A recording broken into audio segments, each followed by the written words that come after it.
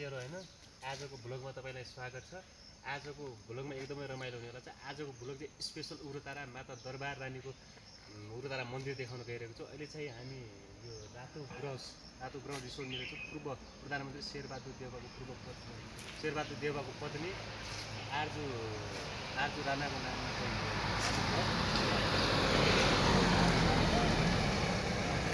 अगाडि भिडियोहरुमा अनि अगाडि जानेछु र उग्रतारा मन्दिर कहाँ के कस्तो छ त्यहाँ पनि तपाईहरुलाई देखाउनेछु। Okay continue. साथीहरु हामी चाहिँ उग्रतारा मन्दिरको गेटनिर पुगिसक्यो। तपाईले देख्न सक्नुहुन्छ उग्रतारा मन्दिर मूल प्रवेशद्वार। तपाईहरु पनि अवश्य आउनु होला यहाँ घुम्नलाई। एकदमै रमाइलो ठाउँ छ यहाँ। तपाईहरु पैदल आउनुहुन्छ नि त्यहाँ माथि उकालो बाटो छ त्यहाँबाट तपाईहरु त्यहाँबाट माथि डाँगादेखि बबाल भ्यू छ त्यहाँदेखि जानुलाई। यदि तपाईहरु गाडीमा आउनुहुन्छ तपाईहरु यो बाटो जान सक्नुहुन्छ। अब तपाई हामी चाहिँ पैदल चाहिँ माथि पैदल बाटोमा जान्छु। त्यहाँको डाँगादेखि तपाईलाई यो कस्तो छ के छ त्यहाँ अगाडि तपाईलाई देखाउने छु। Let's go.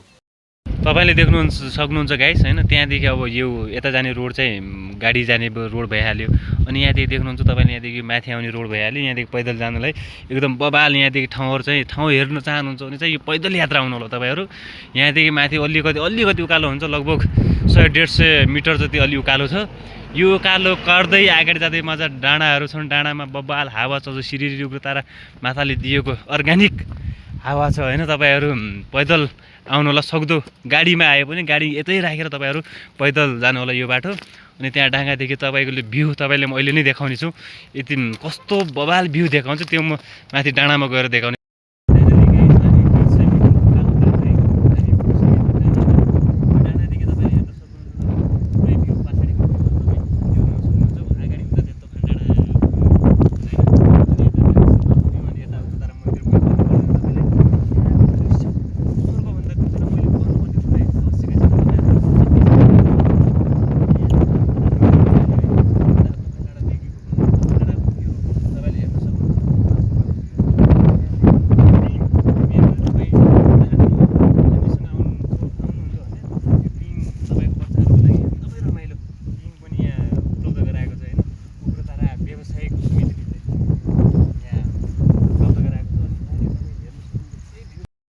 अब चाहिँ हामी यो डाँडादेखि अब अगाडि त्यहाँ उग्रतारा मन्दिरतिर जाँदैछौँ।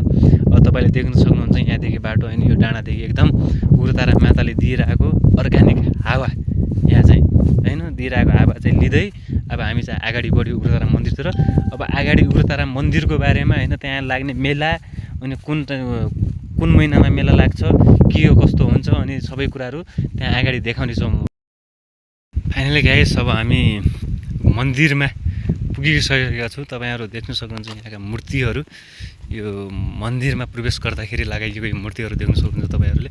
यो एका दायाँपट्टि पनि हैन बायाँपट्टि पनि दुई साइडतिर तपाईले देख्न सक्नुहुन्छ यहाँ मूर्तिहरू उग्रताराको माताको नाममा लगाइएको यी मूर्तिहरू देख्न सक्नुहुन्छ। तपाईले यहाँका घाटहरू यो देख्न सक्नुहुन्छ। तपाईले कति छन् यहाँका अब यी विशेष चीजहरू देखाउँदछ। अब भिडियो अलि लामो नै बन्न सक्छ हैन, तर अहिले के सर्टकटमा तपाईलाई म यहाँको बारेमा के देखाउँछु।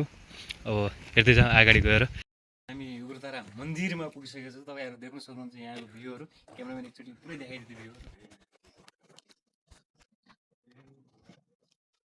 यहाँ उग्रतारा मन्दिरमा पुगिसके। यहाँनिर चाहिँ खासमा चाहिँ दशैंको अष्टमीको बेला चाहिँ यहाँ चाहिँ राँगा काटिने गर्छ। यो यहाँनिर चाहिँ हैन त्यो बेला पनि मेला बबाल मेला लाग्ने गर्छ। त्यो तपाईहरु अवश्य आउनु होला त्यो मेलाहरू पनि।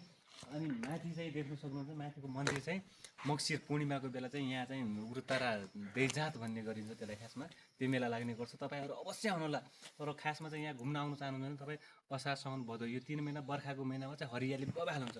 यदि तपाई यो 3 महिनामा आउन सक्नुहुन्न असार साउन भदौ यो 3 महिना आउन सक्नुहुन्न भने तपाईलाई मक्सिर महिनाको पूर्णिमाको दिन यहाँ चाहिँ मेला लाग्ने गर्छ। यो मेला लाग्ने गर्छ यहाँ दैजात। खासमा त्यसलाई दैजात भनेर चिनिने गर्छ त्यो मेलालाई।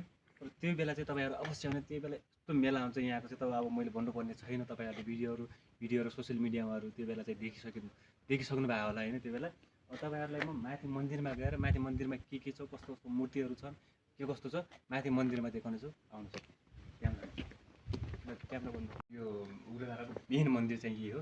मक्सिर महिनामा लाग्ने मेला चाहिँ खासमा यही थलादेखि सुरु हुन्छ। यही थलादेखि लागेर मेला सुरु हुन्छ। तल्लो थला चाहिँ देखाइसक्यो। त्यहाँ चाहिँ अष्टमीको बेला दशैंको अष्टमीको बेला चाहिँ त्यहाँ राँगा काटिने मेला लाग्छ। अनि मङ्सिर पूर्णिमाको दिन चाहिँ यहाँ उग्रतारा मेला लाग्ने गर्छ। यहाँ देख्नुहुन्छ तपाईँहरू, यहाँ देखाइदिनुहोस् क्यामेराम्यान, यहाँको भ्यू होइन, यहाँको सबै चिजहरू। अब मैले भन्नु पर्दैन सबै चिज कुराहरू, तपाईँहरू आफै कमेन्टमा भन्नु होला।